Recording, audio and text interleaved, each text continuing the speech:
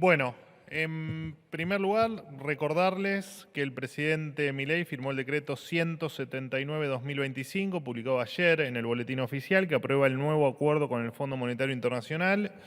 El objetivo de este acuerdo es, como ya lo hemos dicho en algún medio de comunicación, es fortalecer el balance del Banco Central para consolidar la estabilidad monetaria, financiera y macroeconómica, fundamental para continuar con el camino, de baja de la inflación y de liberación de las restricciones cambiarias.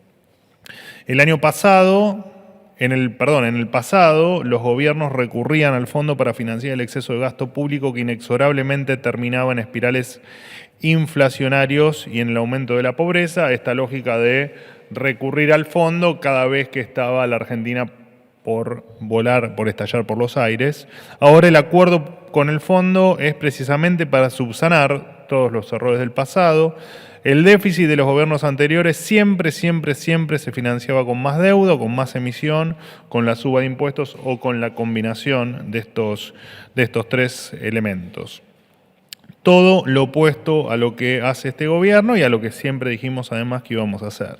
Es decir, es la primera vez en la historia que Argentina hará un acuerdo con el Fondo Monetario Internacional para reparar el daño generado por la política.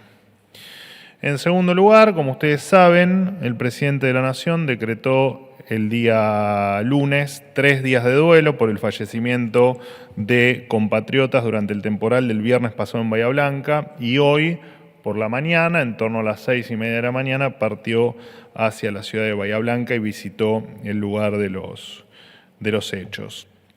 Se encuentran desplegadas Prefectura Naval, la Gendarmería Nacional y las Fuerzas Armadas con vehículos terrestres y fluviales para asistir a los afectados y hallar a las personas desaparecidas.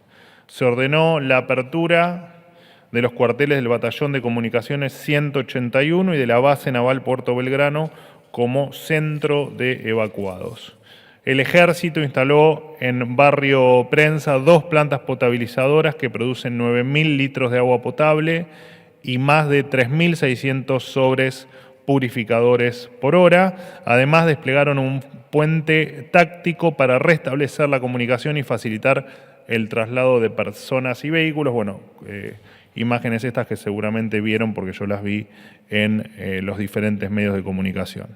El Ministerio de Capital Humano aportó insumos básicos para los evacuados como colchones, frazadas, pastillas potabilizadoras, insecticidas y jabón en polvo, entre otros que fueron transportados en 6 vuelos que tuvieron lugar entre el día sábado y el día domingo. El Ministerio de Salud aportó ambulancias, medicamentos y un hospital móvil con 40 plazas para reforzar el sistema de emergencias. El Ministerio de Economía aprobó una ayuda económica de 10.000 millones de pesos para el municipio de Bahía Blanca y estamos trabajando además en un esquema de ayuda directa. Está trabajando el ministro Luis Caputo y entiendo que dentro de las próximas 48 horas vamos a tener detalles para informarles. Vialidad Nacional dispuso maquinaria pesada para realizar el traslado y la instalación de un puente sobre la Ruta Nacional 3 a la altura del Canal Maldonado para permitir el tránsito mientras continúan las tareas de reconstrucción en las rutas nacionales 3, 22, 33, 35, 228, 229, 249 y 252. Además, el administrador de Vialidad Nacional va a firmar mañana la resolución con la declaración del estado de emergencia vial por 180 días para las rutas nacionales en jurisdicción del Distrito 19, que es el que corresponde, por supuesto, a la zona de Bahía Blanca, con el fin de acelerar los procesos de reparación y dar una respuesta rápida, ante tamaña tragedia. A su vez, en las últimas horas llegó a la zona el tren sanitario para atender necesidades médicas de los damnificados por el temporal. Todas las áreas del Gobierno Nacional permanecerán abocadas, junto al municipio de Bahía Blanca y al Gobierno de la Provincia de Buenos Aires, a la asistencia de los damnificados en este momento de muchísimo dolor para todos los argentinos. Por último, me quiero referir a algunos puntos sobre lo que popularmente se denomina fake news. En primer lugar, entiendo que ayer salió una nota en el diario Clarín de un periodista que habitualmente tiene notas absolutamente inexactas y títulos maliciosos, sobre una desvinculación que se dio en mi área, o en una de mis áreas, supuestamente motivada por razones ideológicas. En la misma nota, el periodista realiza una serie de elucubraciones, de conjeturas, donde afirma que esto se debe a que la directora en cuestión había trabajado anteriormente en el área de comunicación del expresidente Mauricio Macri.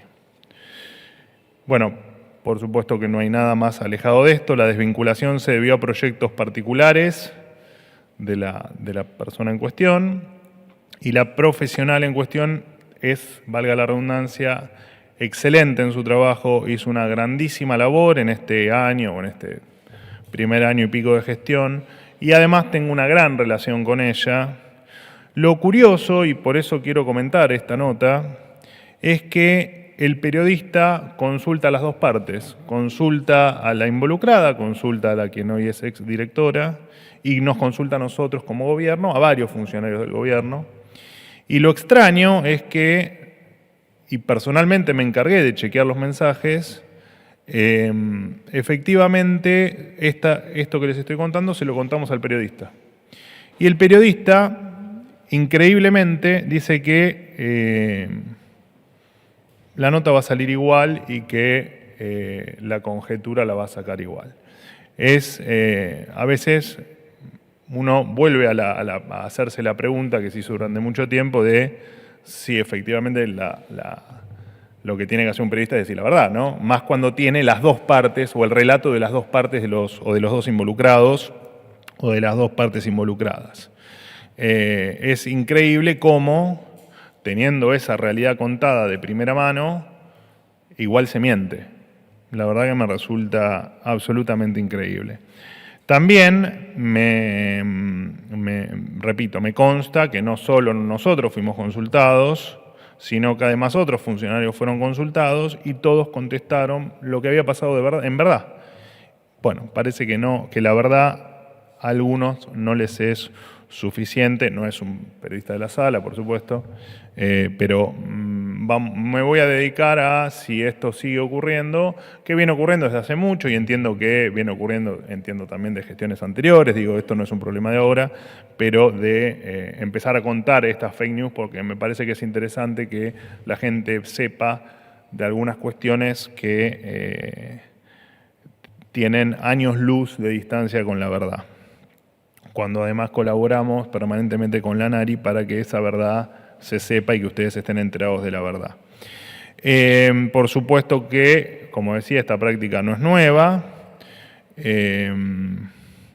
A lo largo de los últimos meses lo vimos en reiteradas oportunidades esto de manera descarada. Sin ir más lejos, el lunes vimos a otro periodista acusar infundadamente a la aduana de dejar pasar a una persona con valijas llenas de dinero, supuestamente con algún tipo de conexión con el gobierno.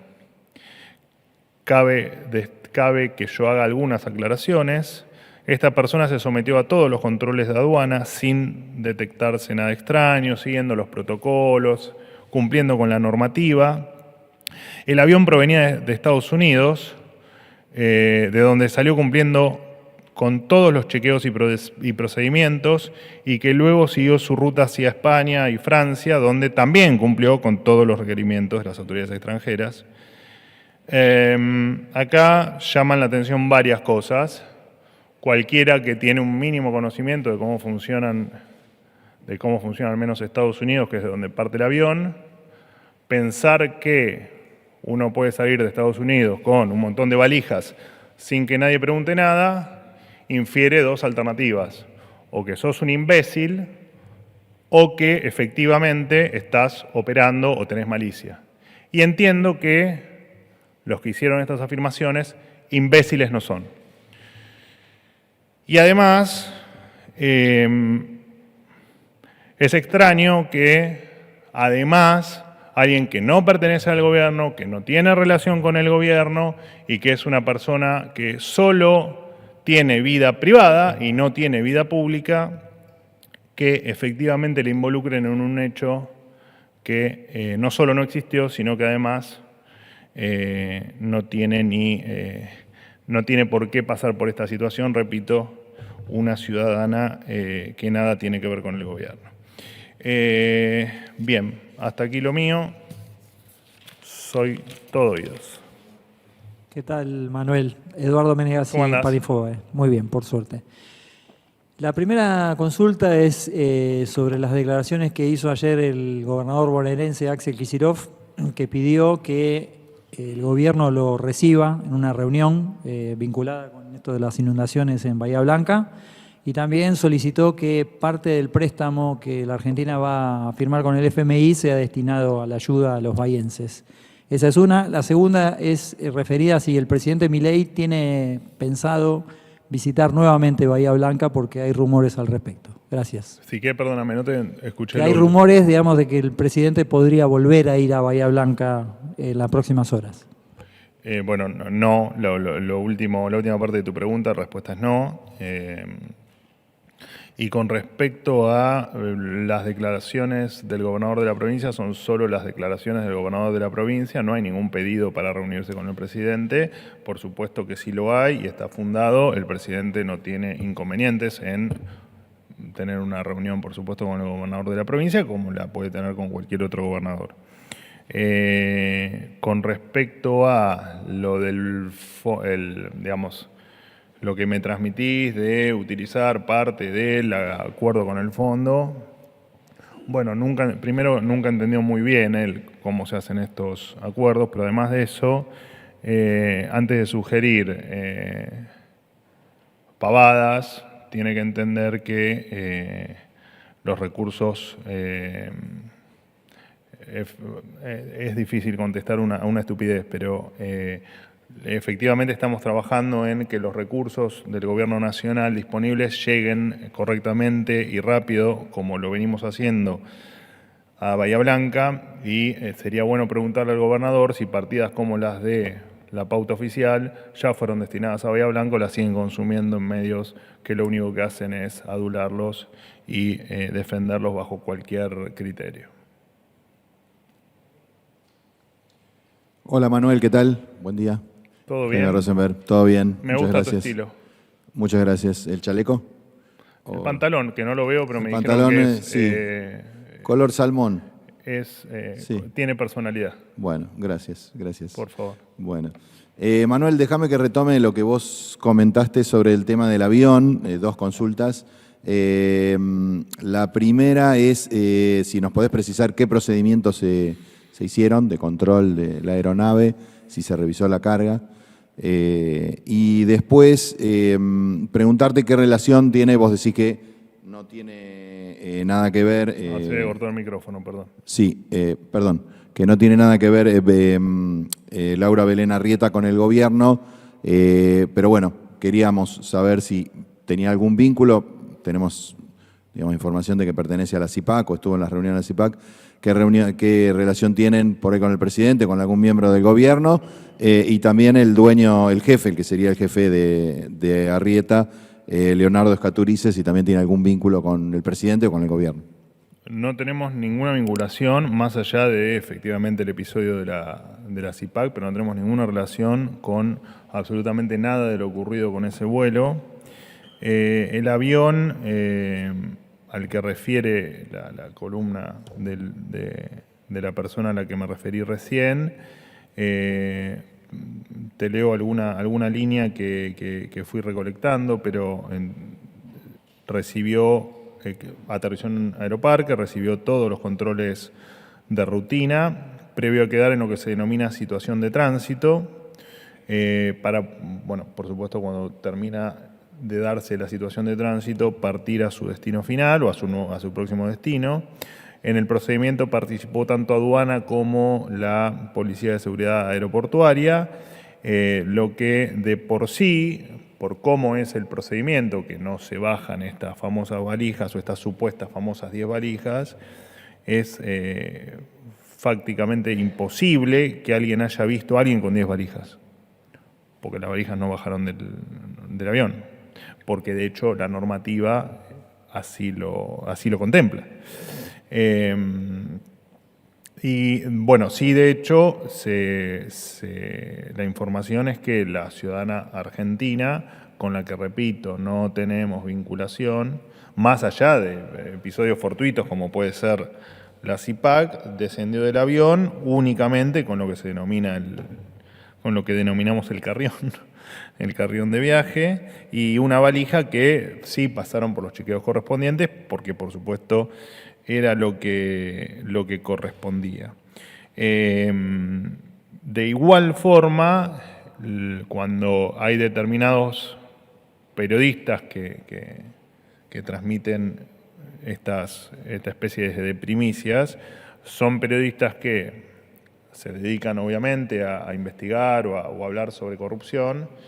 Entendemos que en este gobierno les es bastante complejo hacer su trabajo, porque claramente no somos la vieja política, entonces es difícil el trabajo de los periodistas que se dedican a investigar corrupción, así que eso lo entendemos. De todas maneras, ya te digo, nos preocupa y nos ocupa y nos entristece que se persiga una ciudadana de a pie.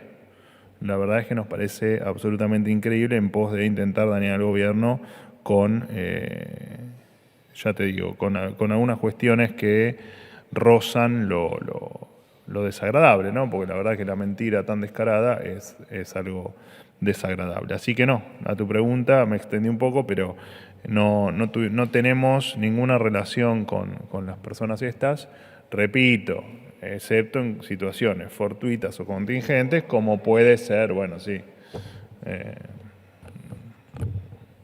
¿qué va a ser? Buen día, Manuel. Cecilia Camarano para Ámbito. ¿Cómo andás? Bien, ¿qué tal? Tenía algunas inquietudes respecto al acuerdo con el Fondo Monetario Internacional. En principio, si podrías brindar algún detalle adicional, porque es poco lo que se conoce hasta ahora, empezando por el monto sobre todo.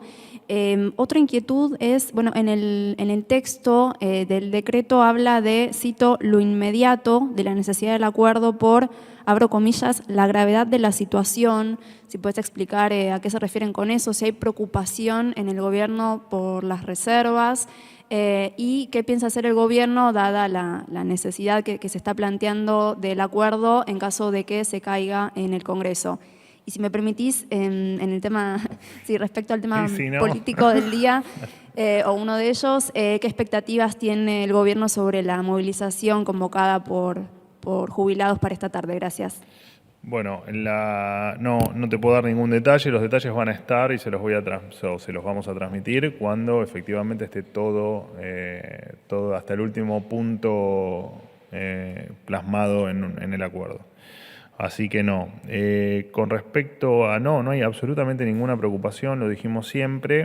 Por supuesto que para nosotros es fundamental seguir saneando el Banco Central. De un lado del Banco Central tenés los activos, del otro lado tenés el pasivo y parte de ese pasivo es nuestra moneda. Entonces, cuando vos más activos tenés para respaldar tus pasivos, tu moneda carece de posibilidad o carece o tiene con el correr del tiempo la expectativa de que pierda valor desaparece.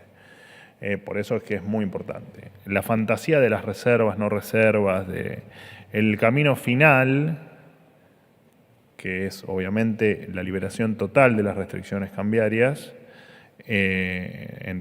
obviamente en términos de cambio, ¿no? Implican que no se necesitan reservas. No sé por qué insisten con el tema de las reservas, porque el esquema, el final del camino es que efectivamente el Banco Central no intervenga en el mercado de cambios, por lo tanto no va a haber un exportador a quien comprarle dólares y no va a haber un importador a quien vendérselos. Así que sáquense esa preocupación de la cabeza porque no la tenemos nosotros, no la tienen que tener ustedes. No tenemos ninguna preocupación de ninguna índole. Nuestra única preocupación es terminar con la inflación, terminar de ordenar la macroeconomía, que Argentina siga creciendo, que las inversiones sigan fluyendo a una velocidad cada vez más rápida y que Argentina finalmente termine con todas las restricciones habidas y por haber con las que nos encontramos el 10 de diciembre del 2023. Te preguntaba qué estrategia tiene el gobierno en caso de que el acuerdo no pase, no prospere en el Congreso, si tienen un plan B, dado que lo plantean como algo necesario. No debería ocurrir. ¿Por qué iría a ocurrir si siempre se ha avalado, siempre se ha votado, sea directo, sea a través del presupuesto nacional o sea por alguna otra cuestión, se ha apoyado los diferentes acuerdos con el Fondo Monetario en condiciones singularmente peores que la que hoy estamos proponiendo y con fines inciertos como cubrir gastos corrientes, por ejemplo? No veo por qué la política no deba o no vaya a acompañar. Y vos mencionabas que los detalles se van a dar a conocer oportunamente. Cuando sea el momento del debate, justamente en el Congreso, van a tener los detalles. Cuando creamos que sea el momento. Y te había preguntado también las expectativas por la movilización. Vieron que necesito botón muteador. Ustedes de esta se tarde. quejan, pero... sobre la marcha. No, te contesto. La marcha de los barra bravas no es más que eso, es una marcha de barra bravas de corte seguramente de izquierda, kirchneristas, con muy baja o nula convocatoria de los que efectivamente, del motivo del reclamo, digamos, ¿no? de los jubilados. De igual manera, por supuesto que apelamos a que todo se desarrolle con normalidad, cumpliendo con la ley, sin violencia, sin agresión y de manera ordenada, tal cual marcan los protocolos y tal cual marca la ley. No más que eso. Creo que ayer, el día de ayer la doctora Bullrich se expresó, me parece, de manera bastante clara acerca de la marcha de hoy, independientemente de la convocatoria. Sabemos que una convocatoria de barras bravas o de un sector de algunas hinchadas poco tienen que ver con el reclamo de los jubilados. Pero bueno, veremos qué es lo que vemos hoy en la calle, ¿no? O en la vía pública. Buen mediodía, Manuel, ¿cómo estás? Dos Gracias. Consultas. Perdón Primero, por lo del mediodía, me atrasé. ¿estamos en mediodía? No, pero por eso, pero nunca es mediodía, hoy me atrasé, iba a ser a las 11. No, pero no te lo dije por eso, es porque es la hora exacta. Dos consultas. Una, Procurador del Tesoro, depende del presidente. Tiene rango de ministro, emite opinión legal, tiene criterio independiente. Pregunta, ¿el presidente estaba solo en el momento que escribió el tuit en Olivos? ¿Pudo no haber consultado al principal abogado del Estado respecto, porque estuve leyendo puntualmente, el Procurador del Tesoro también se ocupa de los acuerdos internacionales, convenios financieros, todo lo que tenga que ver con el Estado? Ya sé que usted me va a decir, el presidente lo escribió desde el tuit o desde el lugar del ciudadano Milei economista.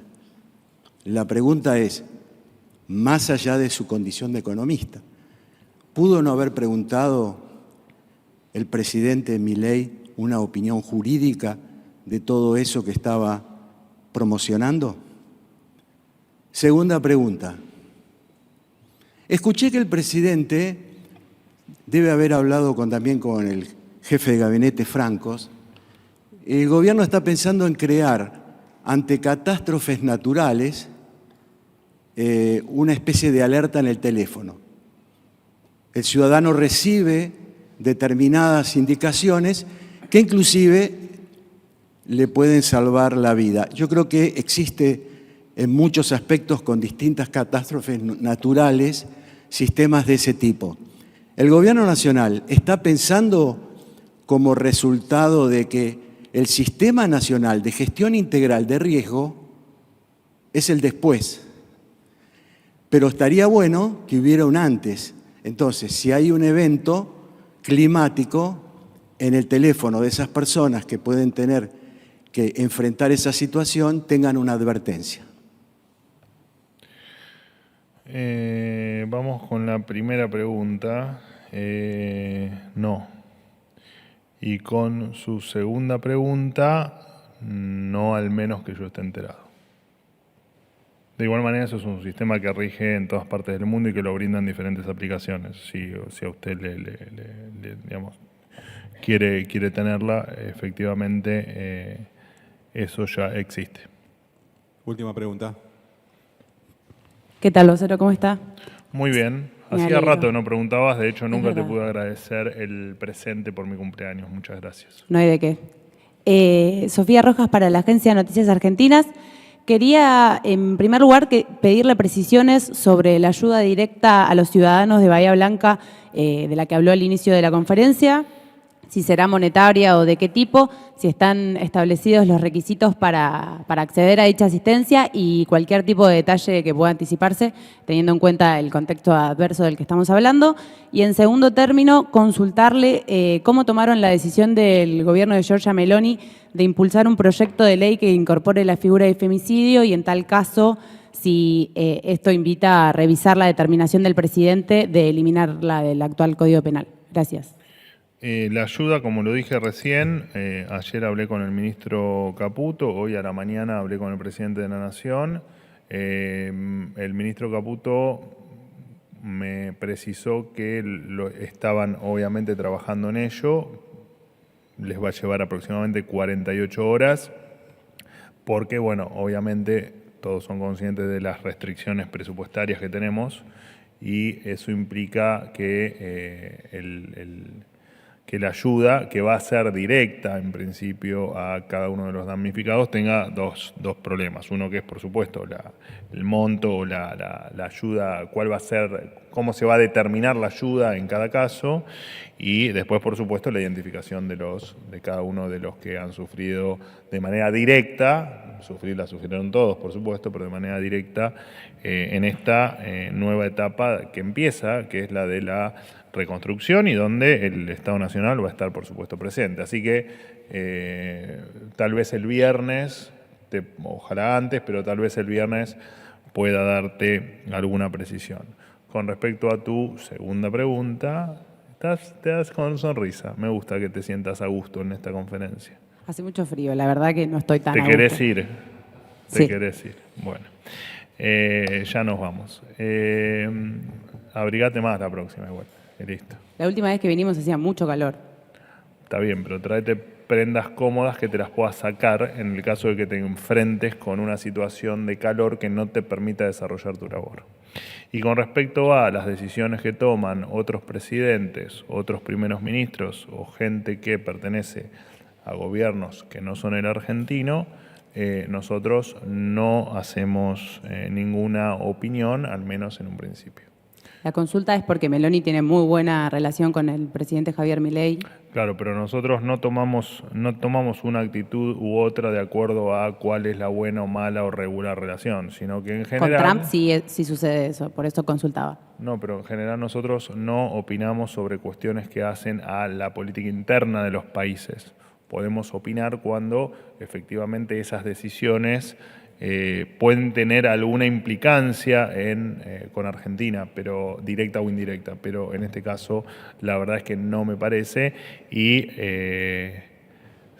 tampoco infiere que el que estemos o no de acuerdo con una decisión que se tome, al margen de que no tomemos posición, no implica que eso motive, no sé, qué sé yo, la creación del Ministerio de la Mujer, por ponértelo en términos sencillos. Entonces sigue firme la idea de eliminar la figura del Código Penal, la figura de femicidio, digo. Sí, eso ya me lo preguntaron 2 o 3 veces acá, creo que una fuiste vos. Te lo voy a volver a responder a riesgo de que mueras congelada por No hay problema. la temperatura que no te permite desarrollarte normalmente. Hice tanta intro que me olvidé lo que me preguntaste. Pará, déjame pensar. Nosotros dijimos que siempre vamos a trabajar por la igualdad ante la ley y porque la ley sea igual para vos que para mí. No vamos a hacer una ley distinta para vos que para mí. Y ya lo dije, el día que, si espero que no pase, pero si alguno de los dos sufrimos una desgracia, vos siendo mujer y yo siendo varón u hombre, no tenemos que tener ninguna diferencia de trato entre nosotros, ni en favor de uno, ni en detrimento de otro. Final, no.